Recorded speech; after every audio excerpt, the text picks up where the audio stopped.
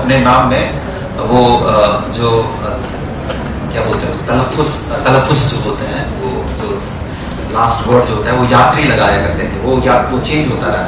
आखिर में जाकर उन्होंने नागार्जुन नाम अडॉप्ट किया था। तो ये सारे स्रोत जो अलग अलग स्रोत हैं वो सारे इंपॉर्टेंट हो जाते हैं। इससे आपको लगता हो कि शायद कहीं ना कहीं मेरा झुकाव इंडियन नॉलेज सिस्टम की तरफ भी हो सकता है। उसमें भी एक अच्छा आइडिया है, ये अलग बात है कि उसका इस्तेमाल कैसे होता है, बहुत कुछ उस पर डिपेंड करता है। मैं मुख्य बात पर आता हूँ। तो पंचभूत जो था वो एक मेरा एंगेजमेंट था इस विषय वस्तु को लेकर, बिना एनईपी का एनालिसिस किए हुए। धीरे धीरे जहाँ यहाँ वहाँ बात करने के क्रम में मुझे ये लगा कि वो सारी बातें जो मैंने कही वहाँ पर पंचभूत में, वो तो उसको अगर जोड़ के कहें एनईपी से, तो ज़्यादा मेरी बातें ज़्यादा बिकेंगी, ज़्यादा लोग समझ सकेंगे। तो यहाँ पर वो मौका मुझे एक मौका यहाँ भी मिल रहा है। मेरा प्राइमरी इंटरेस्ट एनईपी में और इस सेमिनार के कॉन्सेप्ट नोट में भी मदर टंग के एम्फेसिस पर से ही आता है।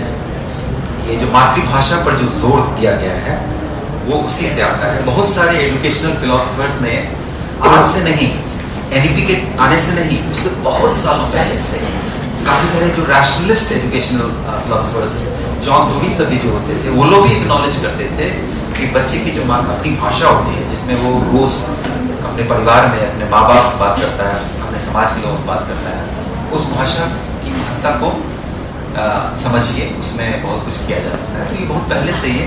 तो मेरा मुख्य वो है मातृभाषा। अब प्रॉब्लम ये है कि जैसे ही हम मातृभाषा कहते हैं तो कई तरह के नारेबाजी की संभावना बन जाती है, ये समझे बगैर कि मातृभाषा की अपनी जटिलताएं हो सकती हैं।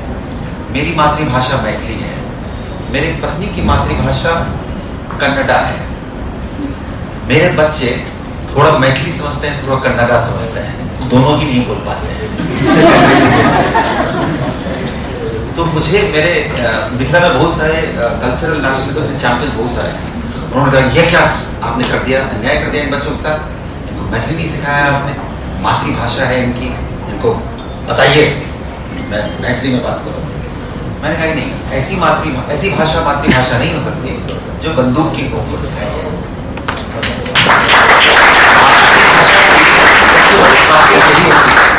या किसी भी वर्नाक्युलर, मेरी मातृभाषा यहाँ बनारस में बोले जाने वाली भाषा मेरी मातृभाषा नहीं है, लेकिन फिर भी मैं समझ सकता हूँ उसको सुनते हुए, उसमें एक लचक है, एक सहजता है, उसमें आप घंटों बगैती कर सकते हैं, फिर भी आप बोर नहीं, आपको सुनने भी, आप बेकार की बातें भी हो रही होंगी, लेकिन वो सुनने में उसका एक लिरिसिज्म है, एक अपनी गतिशीलता है, एक म्यूजिकलिटी है उसकी, आप बोर नहीं होंगे। भोजपुरी में गीतों में सुने, कलाकार ने परिष्कृत भोजपुरी बोलने वाला नहीं भी होगा, भोजपुरी में गालियां ही दे रहा हूं,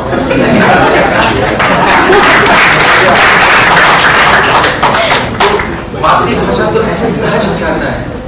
मैं मुख्य रूप से ये कहना चाहता हूँ कि मातृभाषा की बड़ी जटिलताएं हैं, और ये जटिलता आज से नहीं है, ये जटिलता उसी टाइम में दिख गया था जब जॉर्ज ग्रियर्सन ने भारत में, औपनिवेशिक भारत में सबसे पहला लिंग्विस्टिक सर्वे किया था।